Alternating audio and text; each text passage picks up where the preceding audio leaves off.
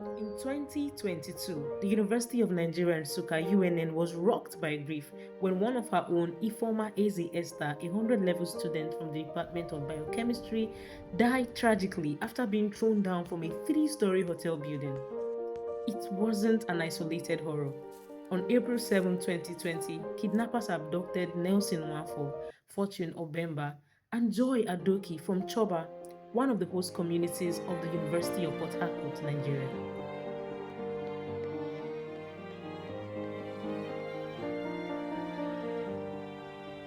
A year later, in 2021, 3 students abducted from Greenfield University in northwestern Nigeria were found dead. That tragedy shocked the nation, a chilling reminder that Nigerian campuses, meant to be centers of learning, are increasingly becoming a hunting ground for violence, fear, and death.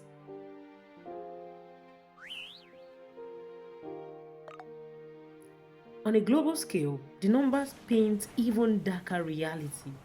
According to United Nations Office of Drugs and Crime, an estimated 47,000 women and girls worldwide were killed by intimate partners or other family members in 2020. This means an average of a woman or a girl was killed every 11 minutes by someone she likely trusted. As of 2024, it grew worse as United Nations Women warned that it now happens every 10 minutes. Tragically, this is still happening today. And very recently, the University of Nigeria Nsukka once again became the setting for another horrifying case of gender-based violence. It was meant to be just another night out for 22-year-old Deborah Sam-Praise Ememem.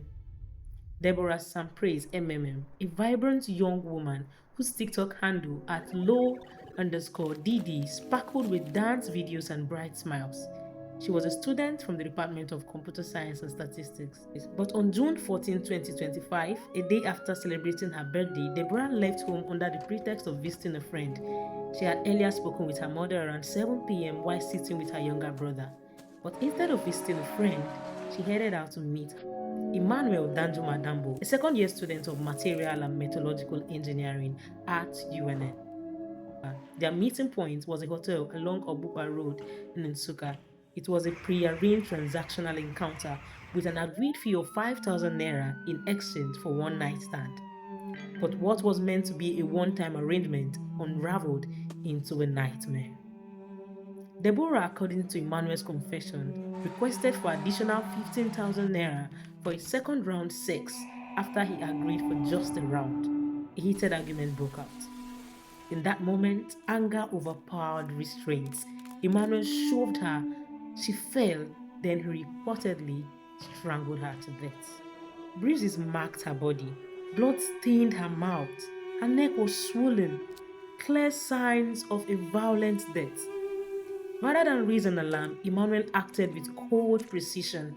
He tore a curtain from the room, wrapped Deborah's lifeless body in it, and shoved her underneath the bed.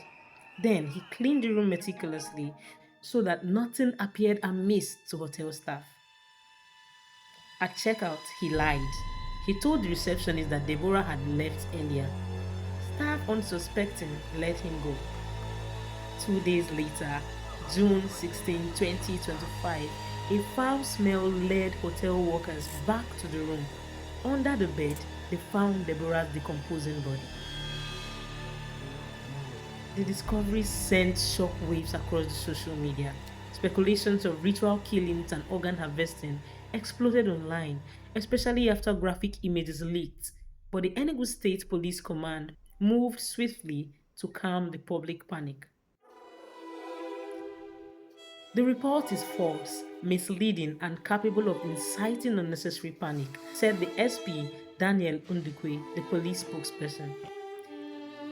Preliminary investigation reveals that the remains of the deceased woman were found intact without any indication of mutilation or organ harvesting. Evidence suggests that she may have been strangled. By July 1st, police had traced and arrested Emmanuel at his lodge. During an interrogation, he confessed.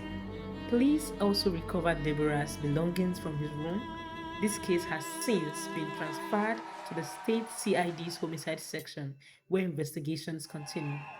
My name is Emmanuel Gambo. How old are you? I'm 22 years. You're a student of the University of Nigeria, Nsukka, right? Yes, I got admission for the 2023-2024 academic session. And what are you studying there? Material and Metallurgical Engineering. Material and Metallurgical Engineering. So, can you just tell us exactly what happened? Like you've told us before now repeatedly. So, what happened on that day? What date was that? What happened? Even the details you had given to the hotel, you made us understand it was a false detail. So, just give us a lowdown of what happened. On the 14th, Deborah and I met inside the school. We took a walk, and then she asked me to walk her back to where she would get a bike to go to her house. So when we got there, she asked me to walk with her to her house instead. So while we were walking, we were engaging in conversation. So when we got to her street, we were about to bid ourselves good night. But she said she wanted the night to keep going on, and I agreed as well. So I asked if we could spend the night in the hotel again, and she agreed. The audible. Yes, sir. So she went in to pack up a few things from her house. When she came out, we departed to the hotel. When we got there, went to the reception, and then we asked them for a room. You were the one checking in. Basically, you were the one taking her to the hotel, isn't it? Yes, sir. The second time, yes, sir. So they took us to the room upstairs to show us the room. The room was a mess, and we requested another room. Okay. And they gave us another room. Gave you another room. At Yes. what amount? At 15,000. So the initial 12,000 I had on me, which was supposed to be for the prior room that we were shown, I had to collect 3,000 naira from her to balance for the room.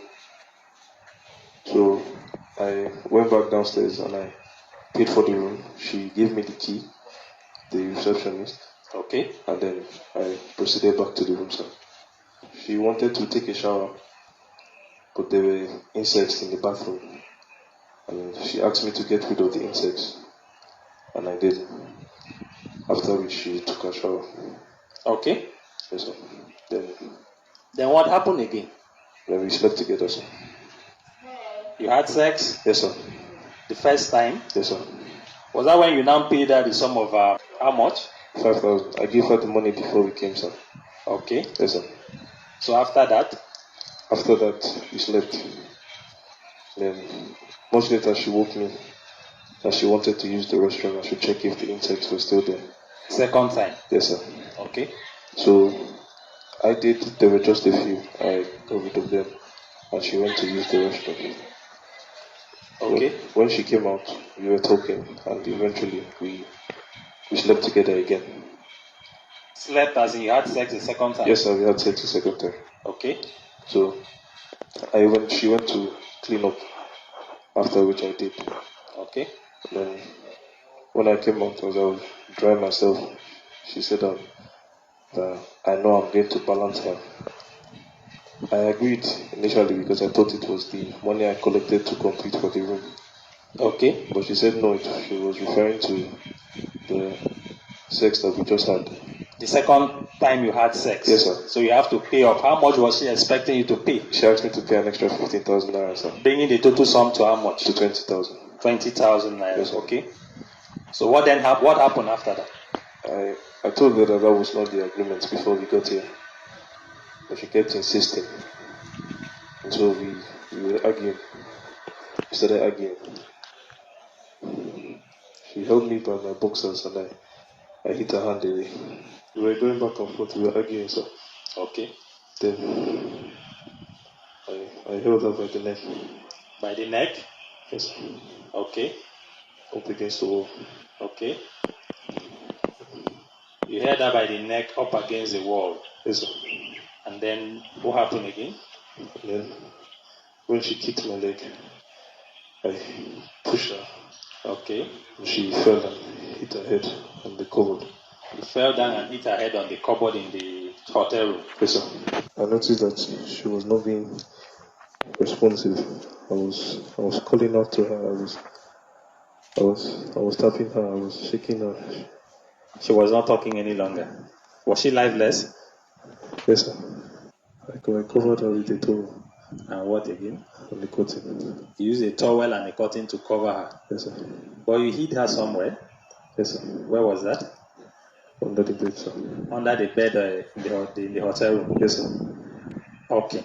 That means you concealed. Somebody wouldn't have known that somebody was kept there, isn't it? Yes, sir. Okay. Then what did you now do with her belongings? I gathered her belongings and I threw them out of the window. You threw them out of the window, but there was a phone you went home with, isn't it? Yes, sir. Okay. Then when you were going back, did you tell the receptionist anything? No, sir. The initial time you checked in there, what details did you give to the hotel receptionist? Were they your details? No, sir. What details were that? They were random details, sir. That means they are what? False, what? Yes, sir. It was an alias. Alien detail. Yes, sir.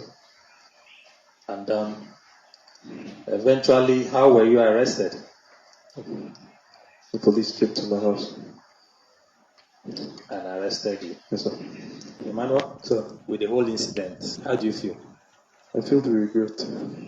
We've had that, and that's just what it's all about. Once again, to remind us that this was never a case of ritual killing and the harvesting of organ of a female. It was purely a case of murder. Like we had earlier informed us, Commissioner of Police had directed that no stone whatsoever be left unturned in ensuring that justice is served in this. What remains beyond the gruesome details is the enduring ache of loss and the alarming frequency at which women, especially young students, are being killed in the hands of those they trust. From Ifoma Eze Esther in 2022 to Deborah Sam-Praise Ememem in 2025, UNN students continue to fall victims to violent death. Each one a daughter, a student, a future cut short. And once again, the question rises like a ghost we can't shake. How many more? How many more students will be lost in gruesome murder for people that they trust? This report was compiled by My School News TV.